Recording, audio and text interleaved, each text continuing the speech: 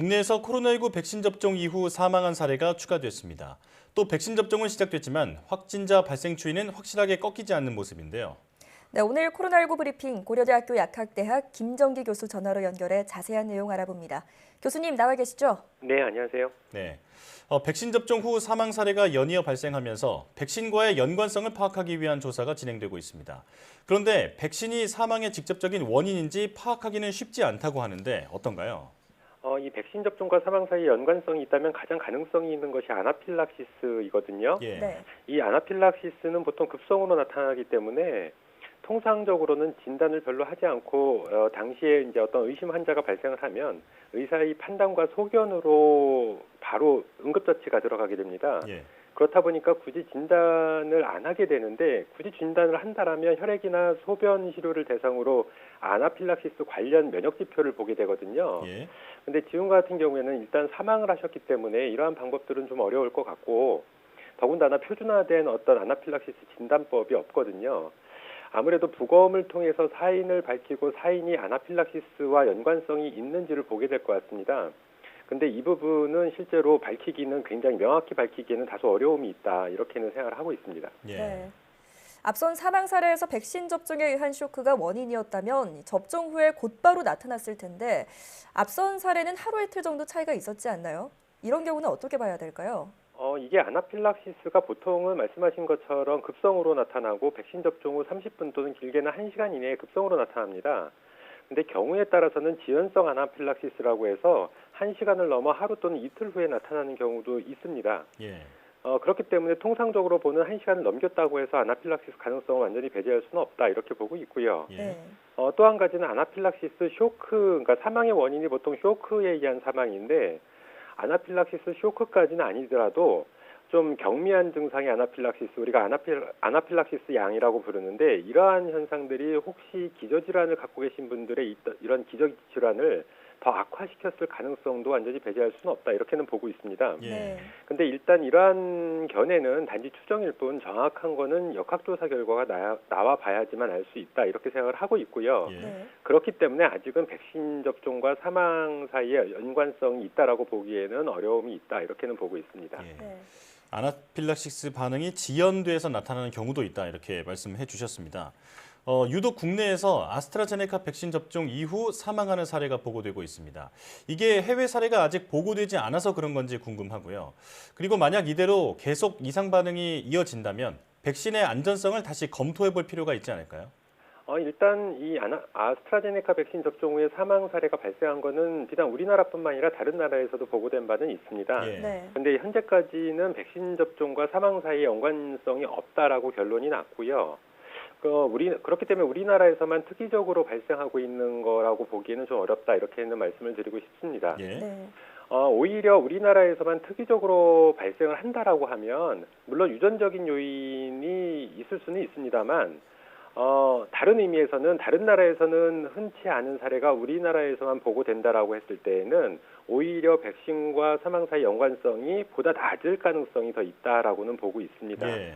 왜냐하면 일반적으로 나타나야 되는 것이 우리나라에서는 특이적으로 나타나기는 좀 어렵거든요. 네. 일단 가장 중요한 거는 현재 진행 중인 역학조사 결과를 좀 지켜봐야 되겠다라는 생각은 다시 한번 가지고 있고요. 예. 또 한 가지는 어제까지 백신 접종 맞으신 분들이 총 한 8만 7천여 명 정도 되거든요. 네. 근데 이번에 사망하신 분들과 유사한 기저질환을 가지고 계신 분들이 있는지 네. 그분들 중에 어떤 이상 반응이 나타났었는지 이러한 국내 상황을 좀 조사할 필요도 있고 가능하면 해외 사례들도 방역당국 차원에서 좀 검토를 해볼 필요가 있지 않나 이런 생각을 가지고 있습니다. 예. 네. 아직까지 검토해야 할 부분이 많다라고 말씀해 주셨는데 일부 국가에서는 현재 아스트라제네카 백신을 고령자에게도 접종하도록 확대하는 분위기인데요. 국내에서도 아스트라제네카 백신의 접종 대상이 확대될 가능성이 있을까요? 일단 저는 개인적으로는 예전에도 말씀드린 것처럼 아스트라제네카 백신을 굳이 65세 이상을 제한할 필요는 없다라고 생각을 하고 있습니다. 예. 논란의 대상이 됐던 게 65세 이상의 그 임상 시험 대상자 비율이 적다라는 부분인데 네. 산술적인 수치로는 600만을 넘기 때문에 충분히 많은 사람들이 대상자로 실제로 임상시험을 거쳤다라고는 보고 있거든요. 네. 어찌됐든 여러 가지 뭐 국내적으로 이런 논란이 있다 보니까 65세 이상 일단 뭐 배제되긴 했는데 최근에 말씀하신 것처럼 일부 국가에서 65세 이상으로 접종 대상자를 확대를 하고 있거든요. 예. 그렇다라고 해서 일단 우리나라에서 이번에 이런 아직 연관성은 밝혀진 건 아닙니다만 이런 사망 사례가 발생을 하면서 아무래도 다른 나라에서 65세 이상으로 확대를 한다라고 하더라도 그리고 실제로 향후에 지금 발생했던 사망 사례가 백신과의 연관성이 없는 걸로 결론이 난다고 하더라도 방역 당국은 백신에 대한 수용성 문제가 있다 보니까 좀 고민을 많이 하지 않을까 이런 생각을 가지고 있습니다. 예. 네. 자, 신규 확진자 발생 규모도 좀처럼 줄지 않고 있습니다. 숨은 감염자와 집단 감염이 계속해서 일어나기 때문일까요?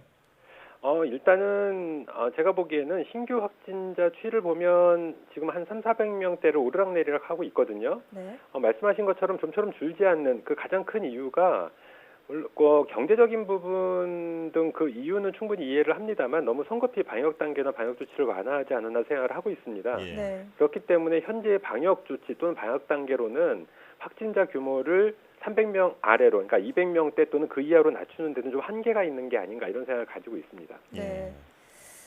때문에 4차 유행 가능성을 완전히 배제할 수는 없는 상황으로 보입니다. 4차 유행이 발생할 위험성 어느 정도로 진단하십니까? 일단 위험성은 충분히 있다라고 보고 있고요. 우리가 이러한 위험성을 예측할 때에는 과거의 어떤 사례를 좀 검토를 해봐야 되는데 예. 네. 일단 뭐 지금 현재 뭐 3차 유행의 끝자락이라고는 보고 있습니다만 어찌됐든 1, 2, 3차 때 시작점과는 다소 뭐 양상은 서로들 간에 다릅니다. 그래서 1, 2차 유행 때 같은 경우에는 특정 그룹에서 집단 발생을 하면서 발생을 했던 거고요. 3차 같은 경우에는 실제로 당시에 신규 확진자 규모가 100명대였는데 신규 확진자 규모가 충분히 줄지 않은 상황에서 성급히 방역 조치를 완화했거든요. 네. 여기에 겨울이라는 계절적인 요인이 맞물리게 되면서 3차 유행이 발생을 했는데 향후에도 4차 유행은 말씀드린 것처럼 지금 현재 신규 확진자 규모가 당시 3차 유행 시작점 때보다는 거의 3배에 달하기 때문에 성급히 방역 조치를 완화하게 되면 4차 유행 가능성은 충분히 있다.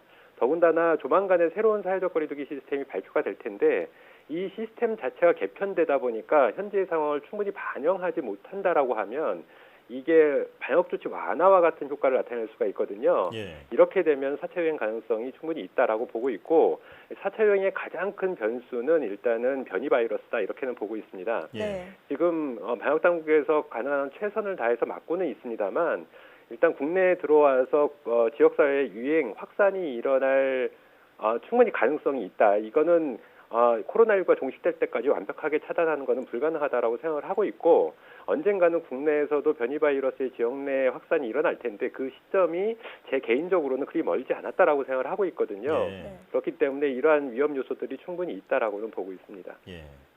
자, 백신 접종 후 이상 반응 사례가 보고되면서 불안감이 커지고 있는데 이럴 때일수록 정확한 정보가 투명하게 제공돼야겠습니다. 지금까지 고려대학교 약학대학 김정기 교수와 함께했습니다. 교수님 고맙습니다. 네, 감사합니다.